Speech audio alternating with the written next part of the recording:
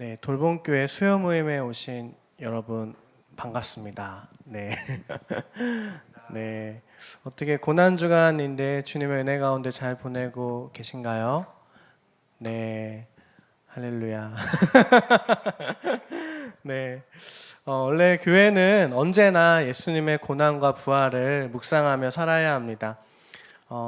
참 감사한 거는 고난 주간에 돌봄교회 수요 모임에서 예수님의 삶, 죽음, 그리고 부활을 담고 있는 마가복음을 나눌 수 있어서 너무 감사한 것 같고, 새벽 기도에는 또 누가복음 본문을 통해서 예수님의 생애를 다시금 묵상할 수 있어서 참 감사한 것 같습니다.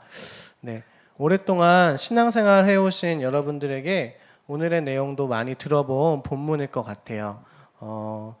근데 이제 저희와 함께 예수님의 행적을 다시 한번 밟아가면서 예수님이 어떤 분이신지 배우고 믿고 따르는 풍성한 시간이 되었으면 좋겠습니다.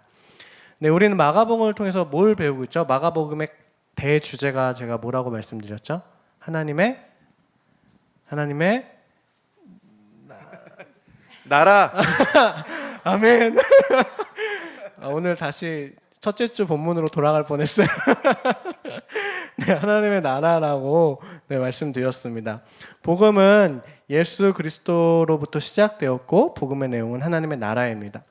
하나님께서 하나님 나라 속에 살아가는 당신의 백성들을 어떻게 다스리시고 어떻게 통치하신가에 대한 원리를 우리는 예수님의 삶을 통해서, 생애를 통해서 배우고 있습니다. 지난주에 배운 내용 기억하세요? 제가 계속 질문을 계속 드립니다. 네, 상기하시라고. 네, 하나님 나라의 비밀은 제자들에게만 밝혀진다라고 나눴었죠. 그리고 하나님의 나라는 어떻게 이루어진다고 나눴었죠? 땅에 심겨진 씨앗과 같이 자연스럽게 주님의 때에 이루어져 갈 것이다 라고 나눴던 것 같습니다. 기억나시나요? 네, 감사합니다. 네. 네. 그런데 우리는 하나님 나라를 배워가면서 더욱 생각해 봐야 할 것이 있습니다. 그것은 바로 예수님은 누구신가 하는 물음이에요. 이것은 단순히 복음을 설명하기 위한 질문이 아닙니다. 물론 이제 복음 전도를 위해서 예수님이 누구신지 잘 설명해야 되죠. 그러나 그것은 부차적인 것이지 본질적인 것이 아닙니다. 우리가 예수님이 누구신지 깨달아야 하는 것은 단순한 지식적 동의가 아니라 우리가 그분을 믿고 살아가는 실제적인 이 삶과 깊이 연관되어 있기 때문입니다. 그래서 성도들의 삶은 예수님이 누구신지 바로 알고 깨달아서 삶 속에서 제자의 삶을 살아내는 삶이라는 것이죠. 오늘 여러분과 함께 나눌 마가복음의 내용은 예수님께서 갈릴리 지역에서 하셨던 사역의 후반부 내용이에요. 지난주까지는 예수님의 가르침에 중점적으로 하나님의 나라에 대해서 배웠다면, 오늘의 내용은 예수님께서 행하셨던 사역을 통해 예수님이 어떤 분이신지, 그리고 예수님께 합당한 성도의 태도는 무엇이어야 하는지 나누도록 하겠습니다. 네, 감사합니다. 예수님은 누구실까요? 마가복음은 이야기를 통해서 이제 예수님이 누구신지에 대해서 설명하고 있습니다. 그중 첫 번째로 소개되는 이야기는 우리가 잘 아는 폭풍을 잠잠케 하신 사건입니다. 4장 35절부터 41절에 등장하는 이 이야기는 제자들에게 비유를 풀어서 하나님 나라에 대해서 설명하신 후 날이 저물자 갈릴리 바다를 건너편으로 가자고 하셨다는 말씀으로 시작합니다. 바다를 건너기 위해 배를 이용했습니다. 그런데 말씀은 그 뱃길이 쉽지 않았다는 것을 표현하고 있습니다. 37절에서 38절인데요. 앞에 있습니다. 함께 같이 천천히 읽어보도록 하겠습니다. 시작. 큰 광풍이 일어나며 물결이 배에 부딪혀 들어와 배에 가득하게 되었더라. 예수께서는 고물에서 베개를 베고 주무시더니 제자들이 깨우며 이르되 선생님이여 우리가 죽게 된 것을 돌보지 아니하시나이까 하니. 네, 파도가 엄청 크게 쳤던 것 같습니다. 말씀은 광풍이 일어나서 물이 배 안으로 들어왔다, 가득하게 됐다고 이야기합니다. 제자들은 그 상황이 너무나도 두려웠어요. 그런데 우리 예수님은 어떻게 하셨다고 말씀에 기록하죠? 주무셨다고 기록합니다. 배에 물이 들어와도 말입니다. 제자들의 마음이 저는 굉장히 두렵고 다급했을 거라고 생각합니다. 그래서 예수님을 깨우면서 말하죠. 예수님, 우리가 죽게 되었는데 왜 모른 채 하고 주무십니까? 이 상황을 좀 어떻게 해주십시오 라고 이야기하고 있는 상황입니다. 저는 이런 제자들의 좀 다급함과 이런 두려움이 좀 이해가 돼요. 왜냐하면 우리 삶 가운데 일어나는 문제들에 대해서도 우리가 역시 비슷하게 반응을 하고 있기 때문입니다. 우리는 인생의 풍랑을 만나면 이것 때문에 당장 큰일이라도 일어날 것 같은 두려움에 휩싸이게 됩니다. 그리고 그 두려움이 우리를 덮칠 때에 우리는 제자들과 같이 정말 말 그대로의 호들갑을 떨게 되는 거죠. 물론 이 두려움이라는 게 우리 삶에 좋은 긍정적 영향을 끼치기도 합니다. 뭐냐면 두려움은 나의 행동을 자제하고 조심하게 만들어요. 그리고 두 번째로는 우리가 신뢰하고 있는 대상이 누군지에 대해서 분명히 보여주게 됩니다. 알려주는 거죠. 두려움에 쌓인 제자들의 호들갑에 예수님은 잠에서 깨어나셨습니다. 그리고 예수님께서 하신 행동이 나옵니다. 말씀인데요. 39절에서 40절이에요. 함께 같이 읽어보도록 하겠습니다. 시작. 예수께서 깨어 바람을 꾸짖으시며 바다더러 이르시되 잠잠하라 고요하라 하시니 바람이 그치고 아주 잔잔하여 지더라. 이에 제자들에게 이르시되 어찌하여 이렇게 무서워하느냐 너희가 어찌 믿음이 없느냐 하시니. 네, 예수님께서는 깨어서 꾸짖으셨다라고 이야기하고 있습니다. 두 대상을 꾸짖으신데요. 첫 번째 누굴 꾸짖으셨죠? 바다. 그죠? 그죠? 바람을 꾸짖으셨다고 나오죠. 바람을 꾸짖으시고 바다를 꾸짖으십니다. 그러자 바다가 아주 잔잔하여지고 고요해졌다고 마가는 증언하고 있습니다. 그 다음에 누구를 꾸짖으셨죠? 제자들을 꾸짖으셨습니다. 뭐라고 꾸짖으셨냐면 왜 무서워하냐? 너희들 왜 이렇게 믿음이 없냐? 라고 하시는 거죠.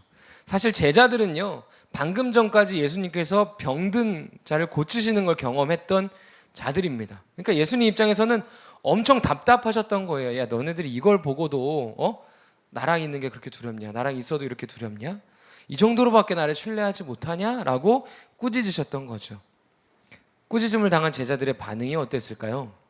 굉장히 재밌어요. 41절 같이 볼 건데 제가 읽어드릴게요.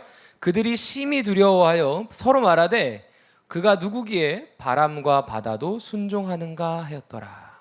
네. 바람과 바다를 두려워하던 제자들에게 다른 두려움이 생겼다고 성경은 기록합니다. 그리고 그 두려움은 이제 자신들의 초점이 어디로 가야 하는지를 정확하게 안내하고 있죠. 그러면서 바른 질문을 하기 시작합니다. 어떤 질문이냐면 저 사람이 누구이기에 바다가 이렇게 잠잠하는가라는 거죠. 여러분, 예수님은 누구십니까? 여러분들한테 좀 질문을 드리고 싶어요. 예수님은 누구시죠? 머릿속에 있는 수많은 대답들 다 듣진 않겠습니다만 한번 생각을 해보면서 들어보세요. 방금 예수님께서는 바다를 잠잠하게 하시는 기적을 일으키셨던 거죠. 기적이라는 게 뭐예요?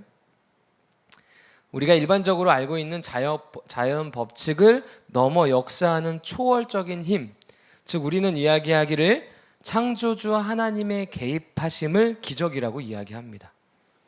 다시 말해 예수님께서 앞에서 보이셨던 것, 그리고 지금 보이시는 이 사건은 예수님의 신성을 드러내고 있는 사건이라는 거죠. 즉 예수님께서 어떤 기적을 행하셨습니까? 바다를 잠잠하게 하는 것, 인간이 할 수 없는 거죠. 그를 통해서 바로 예수님은 하나님이시다라는 것들을 보여주고 계시는 거죠. 예수님은 하나님이십니다. 기억하셔야 돼요. 그런데 거기서 끝이 아니라는 거죠. 기적을 행하기 전에 예수님은 배 안에서 어떻게 하셨다고 장면이 기록되는지 기억하십니까? 주무셨다고요. 엄청난 위로가 됩니다. 뭐냐면 주무셨다고 나오는데요. 이 예수님의 잠은요, 풍랑이 일어도 깨지 않을 정도의 깊은 잠에 빠지신 거예요.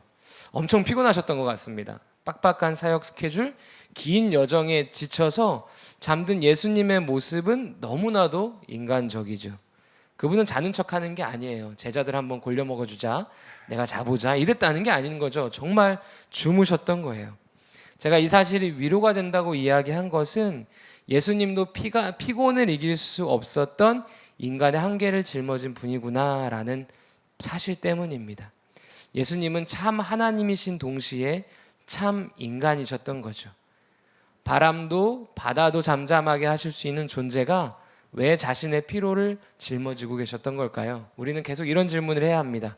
예수님은 누구일까요? 네, 같이 그런 궁금증들이 생겼으면 좋겠습니다. 예수님이 누구이신지 계속해서 앞으로 나오는 사건들을 통해서도 예수님이 누구신지 생각하면서 같이 나눴으면 좋겠습니다. 좀 이렇게 말씀 나누는 환경이 괜찮습니까? 너무 더우시거나 답답하시거나 하면 알려주세요. 조절할 수 있습니다. 그리고 저희가 계속해서 여러 가지 시도를 해보고 있습니다. 저희가 좀 높은 의자에 앉았더니 목이 좀 아프다는 피드백이 있어서 낮은 의자로 여러분들 곁으로 아닙니다. 예, 누군가 있었습니다. 여긴 아니었습니다. 네. 자, 우리 다음 사건으로 넘어가겠습니다. 네, 저희가 얼마 없다고 이렇게 금방 맞출 수 있다고 생각하지 마세요. 네, 우리는 계속해서 이 사건들 속에 예수님을 발견했으면 좋겠습니다. 지금 시대는 전 세계 어딜 가도 사실 예수라는 이름은 들어봤습니다. 그리고 대충 압니다. 아, 기독교의 그 인물 십자가에서 죽으셨대, 뭐 다양한 많은 좋은 이야기들을 가르치셨대, 이 정도 내용들을 다 알고 있습니다. 그러나 그렇게 안다고 해서 예수님을 참으로 아는 것입니까? 그렇지 않죠. 우리가 지금 하려는 이것들이 그래서 중요한 것입니다. 예수님의 이름을 들었던 모든 이들이 참된 믿음으로 그분을 만나고 영접하지 않고 있습니다. 그건 예수님 시대에도 마찬가지였습니다. 예수님을 안다는 것은 그저 그분의 이름이 무엇인지 아는 것, 그분이 하셨던 일을 아는 것 정도의 수준을 이야기하는 것이 아닙니다. 그분의 존재가 무엇인지, 무슨 의미를 가지고 있는지 우리가 함께 깨달아 갔으면 좋겠습니다. 예수님은 이제 이방인들의 땅으로 들어가셨습니다. 그리고 귀신 들린 사람들을 만나게 되시죠. 그 귀신 들린 사람의 비참한 삶의 모습을 성경이 묘사하는데 이렇게 적혀 있습니다. 우리 제가 3절, 여러분들이 4절, 제가 5절 읽겠습니다. 그 사람은 무덤 사이에 거처하는데 이제는 아무도 그를 쇠사슬로도 맬 수 없게 되었으니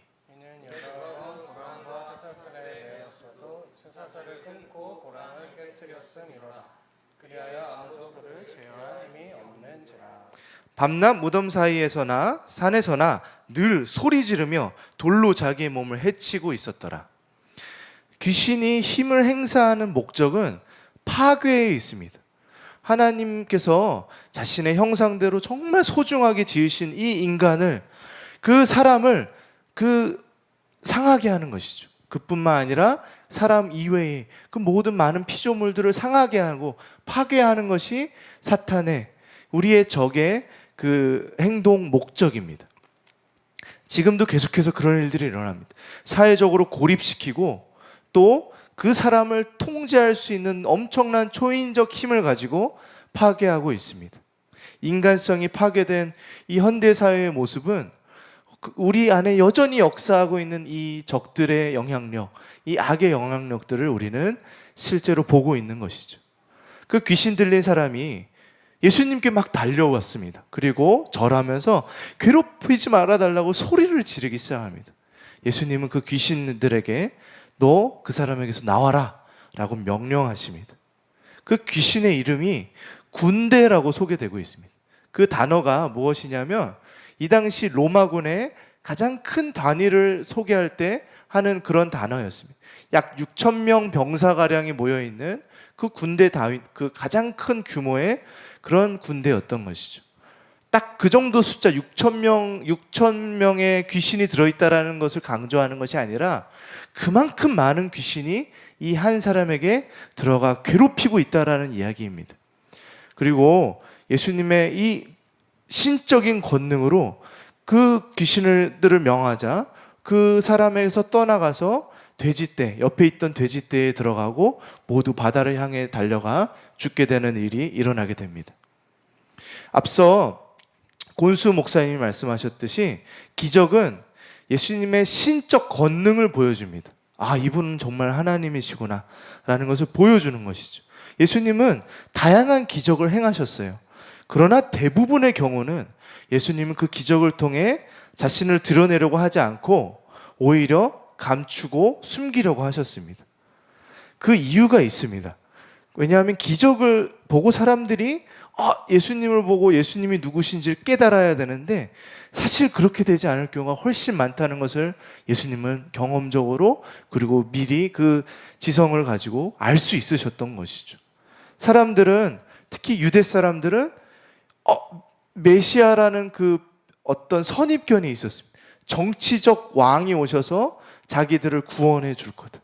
우리도 뭐 지금 정치를 보면 막 혀를 차고 다 마음에 안 들 때 어떤 누군가가 막 혜성처럼 새롭게 정치계에 등장해서 우리나라를 바꿔줬으면 하는 기대가 있듯이 이 당시 로마의 압제를 받던 유대 사람들은 더더욱이나 분명히 약속하신 그분이 와서 우리를 해방시켜 줄 거야 라는 기대가 있었기 때문에 예수님의 권능은 오히려 예수님이 정말 그 의미, 이 땅에 오신 의미를 보여줄 수 없는 가림막이 될 것을 예수님은 알고 계셨습니다. 그리고 더 1차원적으로는 당장 내 삶의 필요들, 병 고치고 막 얻어먹고 이런 일들로 예수님을 바라보지 그 기적 너머에 계신 예수님을 바라보지 못할 것을 예수님은 알고 계셨습니다. 마치 이제 은총이 아빠가 은총이에게 멋진 선물을 가지고 오면 은총이가 아빠를 보고 막 사랑스러워하는 것이 아니라 이 선물의 눈이 고정되듯 그런 거와 마찬가지죠. 그 정도 수준의 사람들인 것이죠, 우리는. 이 본문에서 사람들의 반응을 보면 확실히 그런 일이 일어났습니다. 이 기적의 소식을 들은 사람들이 두려워하면서 모여서 이렇게 말합니다. 17절을 같이 읽어볼까요? 시작. 그들이 예수께 그 지방에서 떠나시기를 간구하더라. 그들은 유대인들과 마찬가지로 이 표적, 기적, 그걸 너머에 있는 예수님의 실제를 바라보는데 실패했습니다. 참 하나님께서 인간의 몸을 입고 이 땅에 오셨다는 것을 바라보지 못하고 그 시선이 기적에만 머물렀던 것이죠. 예수님께서는 제자들을 위해서나 정말 큰 어려움에 빠진 사람들에게 제한적으로 그리고 특별한 경우에 기적을 사용하셨습니다. 이거는 우리에게도 마찬가지입니다. 이 땅에서 초자연적인 기적으로만 교회가 세워져서는 안 됩니다. 그렇게 행하실 수 있는 분이십니다. 막 우리 교회에서 막 엄청난 일들이 일어나고 막 우리 목사님들이 안수하면 죽은 자가 일어나고 하나님은 그러실 수 있는 능력이 있으시죠. 교회를 통해 그 능력을 왜 행하지 않으시겠습니까? 그러실 때도 있으실 거라고 저는 믿습니다. 그러나 그렇게 잘 안 하십니다. 기적만이 관심거리가 되는 것을 예수님은 바라지 않으십니다. 참된 본질인 예수 그리스도가 가려워지는 것을 예수님은 경계하시는 것이죠. 비슷하게 좀 더 생각해 보면 우리 그리스도인의 삶의 성공은 사람들에게 예수님을 발견하게 하는 중요한 요소가 될 것 같다는 생각을 하게 됩니다. 그러나 사실은 성공한 크리스찬을 보고 예수님을 만나는 경우가 생각보다 드뭅니다. 그 사람의 성공만 바라보고 그 성공이라는 우상의 눈이 머물러서 부러워하고 시기하고 질투하는 경우가 훨씬 많습니다. 예수님이 보여지고 깨달아지고 받아들여지고 믿게 되는 것은 이런 인간적인 기대와 방법으로 이루어지지 않습니다. 이 많은 무리와 다르게 예수님을 바로 알게 된 사람이 있죠. 바로 귀신 들린 사람입니다. 18절 같이 읽어보겠습니다. 시작. 예수께서 배에 오르실 때에 귀신 들렸던 사람이 함께 있기를 간구하였으나 그는 예수님의 신적인 권능을 경험했을 뿐만 아니라 예수님의 사랑을 입었던 사람입니다. 그래서 그분을 따르고자 합니다. 이분은 내가 따라야 할 존재구나라는 것을 경험했던 것이죠. 비참한 인생으로부터 구원받고 참된 해방을 얻은 인생은 예수님을 바로 보게 되고 깨닫게 되고 믿게 되는 것입니다. 우리가 예수 그리스도를 믿고 예배하는 것은 오직 이러한 이유 때문입니다. 그분께서 우리들을 찾아오셔서 우리를 해방시키셨습니다. 그러나 예수님은 그에게 남아서 할 일이 있다고 말합니다. 바로 경험한 일들을 증거하라고 합니다. 아까 말했다시피 유대인 땅에서는 예수님이 잘 이러지 않으셨어요. 왜냐하면 그 유대인들의 선입견 안에는 더 많은 오해가 있었기 때문이죠. 그러나 이방인의 땅에서는 하나님의 놀라운 역사하심을 증거하라고 예수님 말씀하십니다. 19절에서 20절의 표현은 굉장히 중요합니다. 한번 같이 읽어보겠습니다. 시작. 집으로 돌아가 주께서 내게 어떻게 큰 일을 행하사 너를 불쌍히 여기신 것을 내 가족에게 알리라 하시니 그가 가서 예수께서 자기에게 어떻게 큰 일을 행하셨는지를 데가볼리에 전파하니 모든 사람이 놀랍게 여기더라. 자, 19절을 보면 누가 행하신 일을 전하라고 했습니까? 주께서 하신 일을 전하라고 그랬습니다. 하나님께서 너한테 하신 일을 가서 전해라 라고 하고 보냈는데 20절에 보면 누가 한 일을 전하고 있습니까? 예수님께서 하신 일을 전하고 있습니다. 이 사람이 얼마나 많이 알고 이야기하는지 모르겠지만 깨달아 알고 진리를 이야기하고 있습니다. 예수님이 하시는 일은, 예수님은 참 하나님이시기에 그분이 하신 일들, 귀신을 내쫓고 병든 자를 고치고 풍랑을 잠잠케 하는 일들은 바로 우리를 구원하시고 해방시키시는 이 놀라운 일들은 하나님께서 하시는 일입니다. 우리는 이 기적의 사건들을 보면서 놀라운 기적만을 혹시 바라보게 되십니까? 아니면 예수님께서 진짜 하나님이시라는 진리를 보고 계십니까? 우리 삶에 기적과 같은 일들만 혹시 바라고 살아가십니까? 아니면 우리가 믿고 의지할 그 유일한 분 예수님을 구하며 살아가고 계십니까? 네. 예수님께서는 이제 장소를 다시 옮기셔가지고 갈릴리 지역으로 되돌아가시죠. 이어서 나오는 5장 21절에서 43절은 여러분들이 너무나도 잘 아는 회당장 야이로와 12의 혈루병 걸린 여인의 이야기가 함께 믹스돼서 소개되고 있습니다. 먼저 22절, 23절 말씀 한번 볼까요? 자, 22절 말씀 제가 읽고 23절 말씀 여러분 읽어주시면 좋겠습니다. 회당장 중에 하나인 야이로라는 이가 와서 예수를 보고 발 아래 엎드려 간곡히 구하여 이르되 내 어린 딸이 죽게 되었사오니 오셔서 그 위에 손을 얹으사 그로 구원을 받아 살게 하소서 하거늘. 네, 회당장 야이로는 어린 딸이 죽게 될 상황에 놓였다는 절박한 마음과 함께 예수님께서 구해 주실 수 있다는 믿음을 가지고 예수님께 나아오고 있습니다. 어린 딸. 네, 은총이가 갑자기 보이는데 얼마나 절박했을까요, 그렇죠? 사랑하는 딸이 죽을 위기에 놓여 있다고 했을 때. 그런데 사실 야이로에게 있어서 예수님께 딸의 치료를 간구하러 나오는 것은 상당히 부담스러운 일이었어요. 왜냐하면 그는 회당장이었기 때문입니다. 당시 회당은 말씀을 낭독하고 배우는 것이었고 그곳의 회당장들은 대부분 바리새인들이었다고 합니다. 당시 대부분의 바리새인들이 예수님을 향해 적개심을 품고 있었다는 사실을 우리는 기억하고 있죠, 그렇죠? 야이로가 예수님을 만나러 왔다는 사실은 바리새인의 무리로부터 배척받을 수 있다라는 각오를 하고 나왔다는 거예요, 그렇죠? 그러나 그는 그런 현실적인 두려움을 뿌리치고 예수님을 향한 믿음에 자신을 던져놓고 있는 거죠.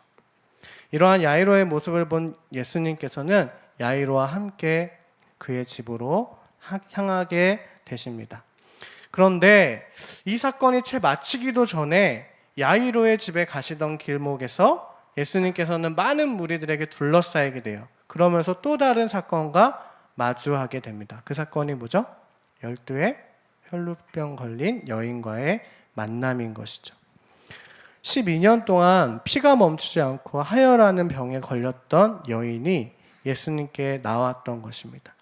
여러분이 잘 아시는 것처럼 이스라엘의 정결법은 매우 엄격했어요.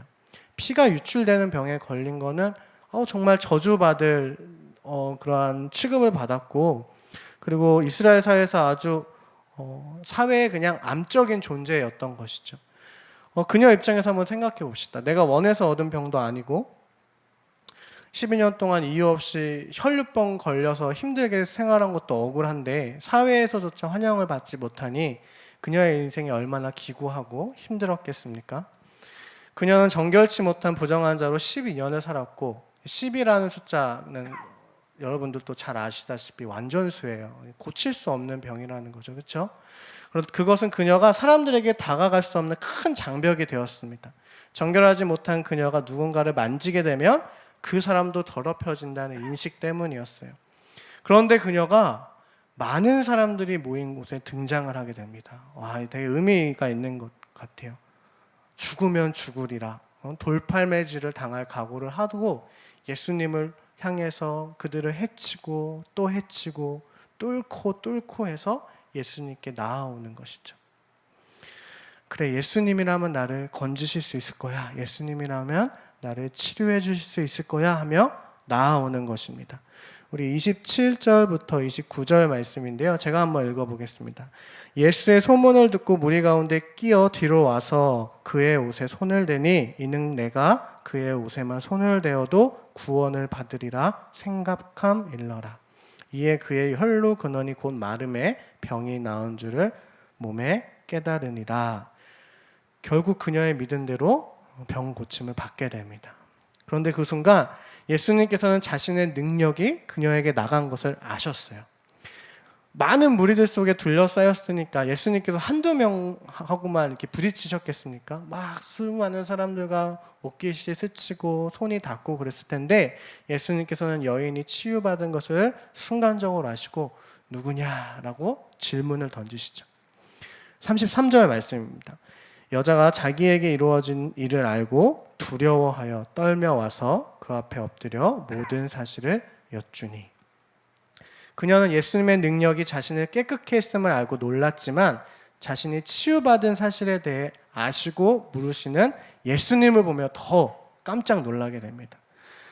그녀는 또 두려움 가운데 휩싸이게 돼요. 두려움 가운데서 그대로의 사실을 예수님께 아뢰죠.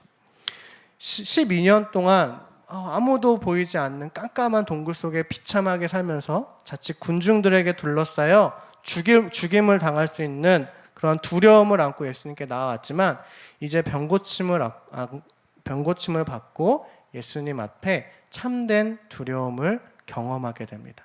다시 말해서 하나님을 향한 경외함으로 서게 된 것입니다.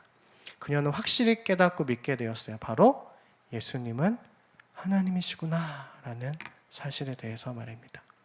예수님께서 말씀하십니다. 34절 말씀인데요. 우리 같이 한번 읽어볼까요?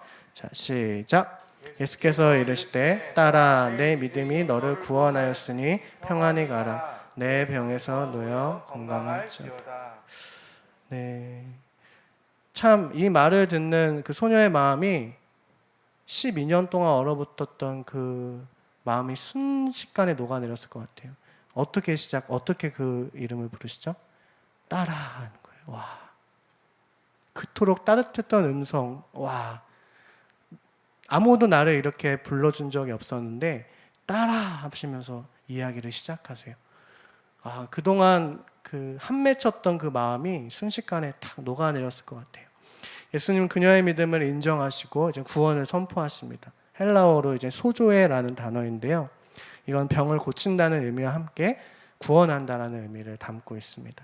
그녀는 육체적 질병뿐만 아니라 영혼의 구원까지 받게 된 것이죠.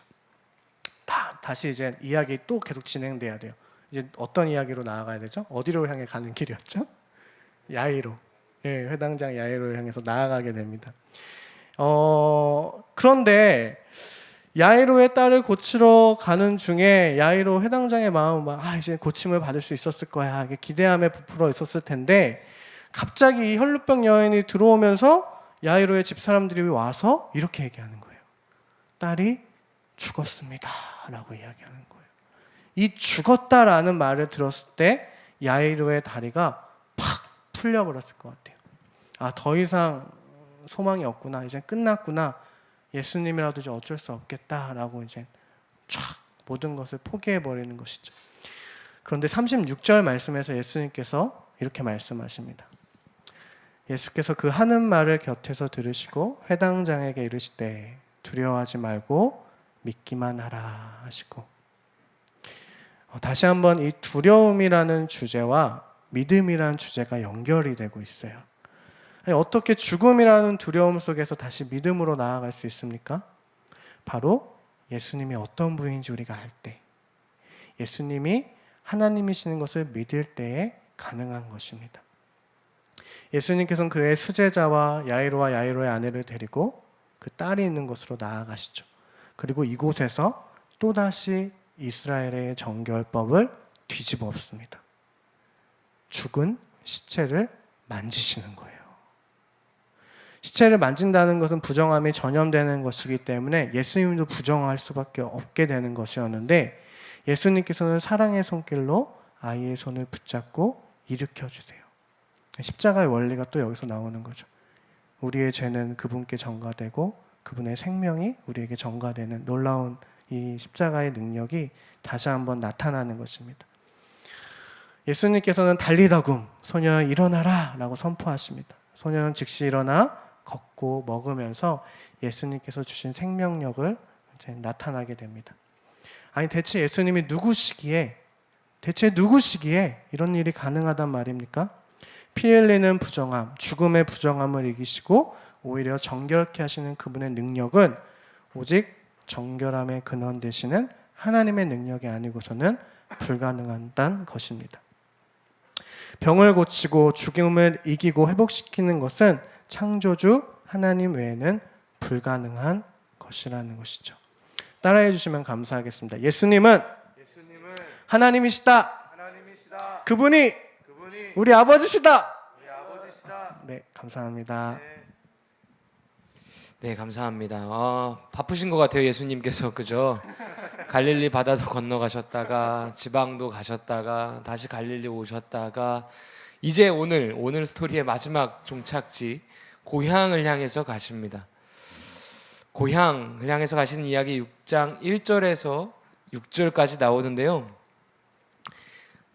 이제 그 고향에서 무슨 일이 일어났고 또 사람들이 어떻게 예수님에 대해서 반응했는지에 대해 살펴보도록 하겠습니다. 2절과 3절인데요. 함께 같이 좀 길지만 천천히 읽어보도록 하겠습니다. 시작. 안식일이 되어 회당에서 가르치시니 많은 사람이 듣고 놀라 이르되 이 사람이 어디서 이런 것을 얻었느냐? 이 사람이 받은 지혜와 그 손으로 이루어지는 이런 권능이 어찌 됨이냐? 이 사람이 마리아의 아들 목수가 아니냐? 야고보와 요셉과 유다와 시몬의 형제가 아니냐? 그 누이들이 우리와 함께 여기 있지 아니하냐 하고 예수를 배척한지라. 사람들은요, 예수님께서 회당에서 가르치시는 내용을 듣고 많이 매우 놀랐습니다. 예수님께서는 본격적인 공생의 사역을 시작하기에 앞서 완벽한 인간으로 나사렛이라는 동네에서 자랐다는 걸 여러분들은 기억하실 겁니다. 그리고 오늘의 이야기는 그 나사로에 가신 예수님의 이야기인데요. 그 당시 예수님께서 그곳에서 자라실 때에는 하나님의 신성, 하나님의 되심을 완전히 숨기시고 그들 가운데 완전한 인간으로 자라셨던 것이죠. 그런데 그 예수가 어느 날 어디론가 떠났습니다. 동네 사람들이 보기에요. 얼마 지나지 않아 예수가 돌아왔는데 예수의 가르침이 그들이 듣기에도 굉장히 놀라운 내용들이었습니다.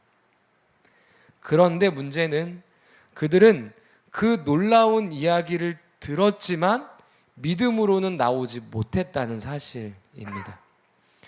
오늘 말씀을 보면 그들은 굉장히 회의적이었고 경멸스러움으로 예수님을 대했다고 표현하고 있습니다. 이런 거잖아요.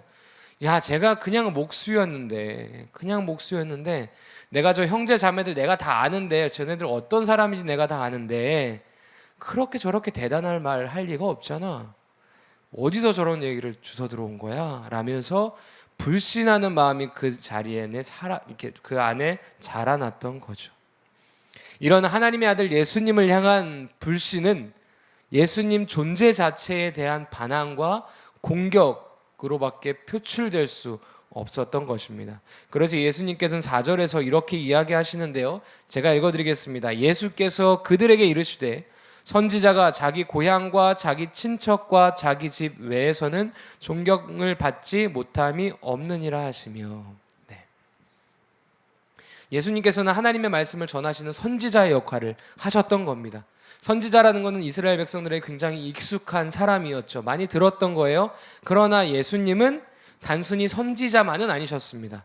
그것을 훨씬 초월한 존재셨던 거죠. 그분은 참 하나님이며 참 인간이신 이 땅에 오신 정말로 구원자셨습니다. 그러나 선지자도 외면했던 그들은 이제는 예수님 메시아 자체도 거부했던 것이죠. 이러한 불신이 낳는 큰 아픔은 하나님의 능력을 누릴 수 없다는 겁니다. 5절과 6절인데요. 제가 읽어드리겠습니다. 거기서는 아무 권능도 행하실 수 없어 다만 소수의 병자에게 안수하여 고치실 뿐이었고 그들이 믿지 않음을 이상히 여기셨더라. 말씀을 통해서 알 수 있습니다. 믿음은 하나님의 능력을 나타내는 중요한 배경이 됩니다. 그런데 예수님을 전적으로 거부하고 받아들이지 못하는 이들에게는 예수 그리스도의 신적인 능력이 나타날 수 없었던 거죠. 그래서 말씀은 이렇게 기록하는 겁니다. 몇 가지를 제외하고는 예수 그리스도의 임재와 능력을 다 누릴 수 없었다라고 말입니다. 나사렛에서요. 물론 나사렛 마을 사람들은 예수님이 누구인지 어떤 사람이었는지에 대해서는 잘 알고 있었다고 착각했을지 모릅니다. 그러나 그들이 아는 지식은 예수 그리스도의 존재에 대해 굉장히 파편적이고 부차적인 내용들 뿐이었다는 거죠. 여기에는 예수님께서 동정녀의 몸으로 태어나셨다, 하나님의 아들이시다라고 이 놀라운 진리를 아는 마리아도 포함되어 있습니다. 아들 예수에 대해서는 알았겠죠. 그러나 천사가 전하여 준 메시아 예수 그리스도의 삶 자체는, 그 의미 자체는 놓치고 있었던 겁니다. 생각해 볼 필요가 있습니다. 우리는 예수 그리스도에서 안다고 하지만 과연 정말 잘 알고 있는가? 이렇게 예수님의 존재에 대한 무지와 지독한 고정관념은 예수 그리스도를 통해 나타난, 그리고 앞으로 나타날 하나님의 영광을 볼 수 없게 만들었죠. 결국 그들은 그분을 향해 믿음으로 나아오지 못했고 그분의 임재와 능력을 맛볼 수 없었던 것입니다. 네, 지금까지 살펴봤던 것처럼 폭풍우 앞에 서 있었던 제자들처럼, 또는 귀신 들린 그 사람처럼, 딸을 잃을까 봐 전전긍긍하는 그 아빠 야이로처럼, 혈루병을 앓면서 평생을 살아온 그 여인처럼 우리는 모두 두려움에 사로잡혀 살아가고 있습니다. 인생의 폭풍우를 맞을 때가 있으시죠. 그때 우리는 두렵습니다. 적들의 공격을 받을 때 살아남지 못할까 하는 두려움을 받습니다. 병과 죽음에 대한 두려움은 아마 나이가 들어갈수록 더 우리에게 현실이 되어질 것입니다. 내가 지금 혹시 뒤처지고 있지 않을까 하는 그런 두려움들, 사람들의 관계가 단절되어지 않을까라는 두려움, 어떤 대상에 대한 두려움은 우리 인간의 이 제한적 삶에서는 절대로 피할 수 없는 내용들입니다. 그리고 그 두려움은 때로는 우리로 하여금 예수님께 나아가게 되는 동기가 되기도 하고, 때로는 예수님으로부터 멀어지게 하는 이유가 되기도 합니다. 그러나 예수님 이렇게 말씀하셨습니다. 오늘 말씀 중에 이렇게 말씀하셨습니다. 어찌하여 이렇게 무서워하느냐? 너희가 어찌 믿음이 없느냐? 두려워하지 말고 믿기만 하라. 우리는 두려움에서 믿음으로 나와야 합니다. 그러면 우리의 두려움의 대상이 바뀌게 됩니다. 나를 죽이는 것에 대해서 두려워했었다면 이제는 나를 살리시는 분에 대한 사랑의 두려움으로 바뀌게 됩니다. 성경은 그것을 경외함이라고 표현하는 것이죠. 참되신 하나님이시니까 우리를 위해 그 참되신 사람이 되셔서 예수님께서 이 땅에 오셨다, 그 예수님께 대한 두려움으로 우리는 나아갈 수 있게 되는 것입니다. 단순히 더 많이 안다고 예수님을 바로 믿게 되는 것은 아닙니다. 그 돌 아저씨 성경 굉장히 많이 합니다. 그러나 예수님을 바로 알지 못합니다. 그것이 자동적으로 예수님을 믿게 되는 거랑은 상관이 없다는 것이죠. 종교 지도자들도 마찬가지로 성경 박사였습니다. 그러나 그들이 갖고 있던 편협한 지식은 오히려 예수님을 오해하는 근거가 되었습니다. 우리는 피조물이기 때문에 편협한 지식밖에 없습니다. 다 알지 못해요. 장님이 코끼리 만지는 거랑 비슷합니다. 그 창조주 하나님을 우리가 어떻게 다 알 수 있겠습니까? 예수님을 바로 알 수 있는 것은 유일하게 예수님을 통해서입니다. 예수님을 만나야 됩니다. 크고 놀라운 하나님은 우리의 모든 편견과 인간의 방식을 넘어 계신 존재이십니다. 그분을 아는 것은 예수 그리스도를 통해서입니다. 예수 그리스도를 믿는 것도 예수 그리스도를 통해서입니다. 유일한 길이신 예수 그리스도를 통해서 우리는 예수님을 만나는 것입니다. 그렇기 때문에 이 복음서를 상고하는 이 시간이 참 복되고 풍성한 것 같습니다. 우리가 만나는 예수님은 어떤 분이실까요? 오늘 말씀 가운데 생각해 보았으면 좋겠습니다. 그분은 참 하나님이시며 참 인간이십니다. 이단이 이거 갖고 참 장난질을 많이 합니다. 반만 하나님이시고 반만 인간이라고 이야기합니다. 그거 아닙니다. 하나님이 인간으로 변신해서 나타난 것도 아닙니다. 인간이 뭐 접신을 해가지고 막 영적 능력을 발휘하는 그런 것도 아닙니다. 그분은 참 하나님께서, 이 우주 만물을 창조하시는 하나님께서, 이 역사를 주관해 가시는 만왕의 왕께서 우리를 위해 우리와 같은 인간이 되셔서 이 땅에 오신 것입니다. 그분과 함께하고 그분을 믿고 그분을 위해 사는 것이 이 땅에서 하나님을 누릴 수 있는 유일한 길입니다. 영원토록 복받는 인생이 되는 것이죠. 하나님 아는 것이 영생이라고 했죠. 하나님 아는 것은 인간의 모습으로 오신, 인간으로 오신 그 하나님 예수 그리스도를 아는 것입니다. 마가복음 12주 과정 중에 이제 4주가 마쳤습니다. 남은 8주 과정을 통해서도 예수님을 더욱 알게 되는 풍성한 시간이 되기를 소망하고, 아는 데 그치는 것이 아니라 참되게 믿고 따르고 순종하는 하나님의 자녀들 되시기를 예수님의 이름으로 축복합니다.